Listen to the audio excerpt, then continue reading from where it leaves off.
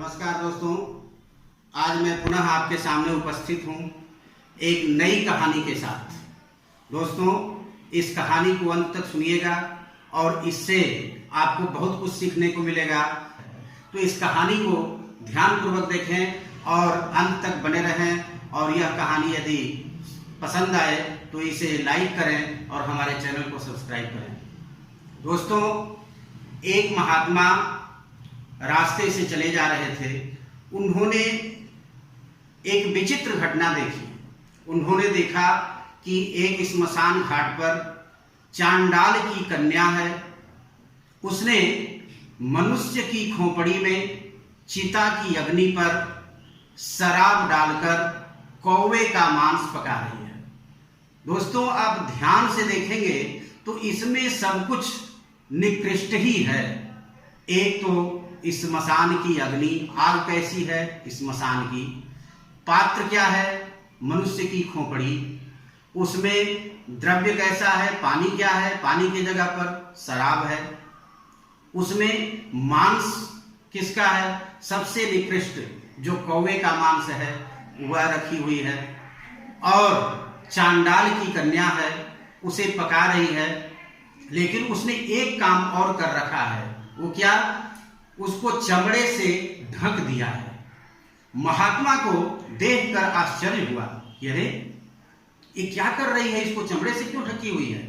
उन्हें रहा नहीं गया तो उन्होंने पूछ लिया कि काक मांसम सुरासिक्तम नृकपाले चिताग्निना पचसि त्वं हि चांडाली चर्मणा छाद्यते कथम। कि हे चांडाली अर्थात चांडाल की कन्या, तुम सच सच बतलाओ कि काक मांसम कौवे के मांस को मनुष्य की खोपड़ी में शराब के अंदर चिता पर तुम पका रही हो, अब इसमें ऐसी कौन सी पवित्रता शेष रह गई जिसका तुम्हें अपवित्र होने का भय है और तुमने उसको चमड़े से ढका हुआ है।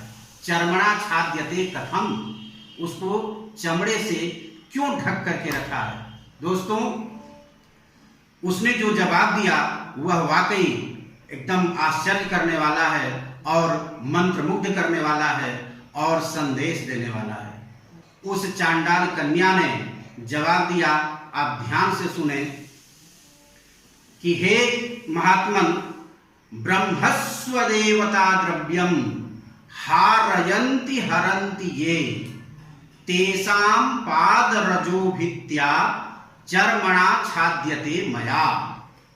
अर्थात हे महात्मा, उसने कहा कि ब्रह्मस्व, ध्यान दीजिएगा, ब्रह्मस्व माने ब्रह्म अंश, ब्रह्मस्व दूसरा देवता द्रव्यम, भगवान के नाम पर द्रव्य, हारयन्ति दूसरों को प्रेरित करके जो हरण करवाता है, अथवा हरन्ति ये जो लोग खुद हरण करते हैं, उस काम में लगे हुए हैं।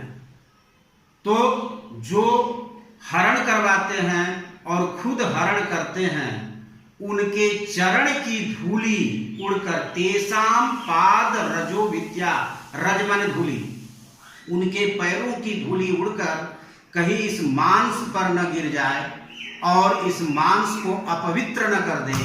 अब जरा ध्यान दीजिए, उसमें अभी भी पवित्रता शेष है। किससे?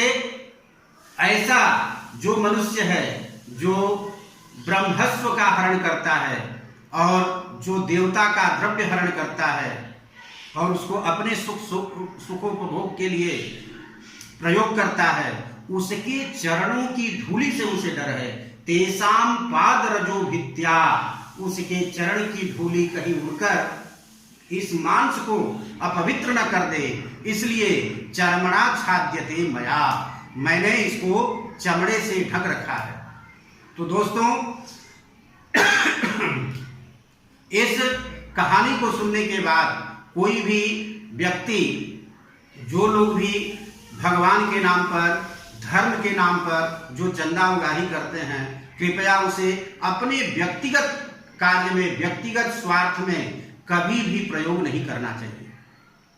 एक घटना मुझे याद आता है, मालवीय भवन में जब मदन मोहन मालवीय जी रहते थे, उन्होंने एक संस्मरण निकाला है और वहाँ छपा हुआ है मालवीय संस्मरण।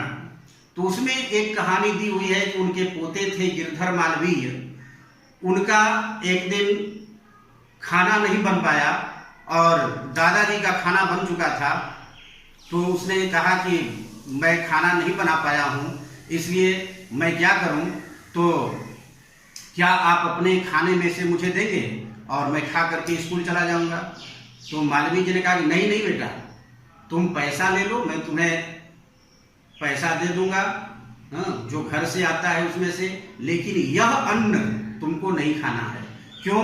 क्योंकि यह चंदे का पैसा है और यह चंदा मुझे इस यूनिवर्सिटी को चलाने के लिए मिला है, यूनिवर्सिटी की व्यवस्था को देखने के लिए मिला है। मैं इसे इसलिए खाता हूं क्योंकि मैं यूनिवर्सिटी का काम करता हूं, और तुम जो पढ़ाई कर रहे हो वह अपने लिए कर रहे हो, व्यक्तिगत स्वार्थ के लिए कर रहे हो, इसलिए तुम इस अन्न को नहीं खा सकते। घर से जो पैसा आता है तुम पैसा ले लो, बाहर से कुछ भी खा लेना, लेकिन इस अन्न को हरगिज नहीं खाना। दोस्तों, इससे क्या शिक्षा मिलती है कि जैसा हम अन्न खाते हैं वैसा ही हमारा मन माने संस्कार बनता है, और जैसा मन जैसा संस्कार बनता है वैसा ही तन पर असर होता है, शरीर पर असर होता है। तो जैसा अन्न वैसा मन, और जैसा मन वैसा शरीर, और जैसा शरीर वैसी सृष्टि। तो यह सब कुछ एक दूसरे से मिला हुआ है। इसलिए दोस्तों, कोई भी ईश्वर के नाम पर, धर्म के नाम पर जो कुछ भी आप पैसा लेते हैं वह कभी भी अपने व्यक्तिगत स्वार्थ में नहीं खर्च करना चाहिए, इससे बचना चाहिए। इसी संदेश के साथ मैं अपनी वाणी को विराम देता हूं। तब तक के लिए नमस्कार, धन्यवाद।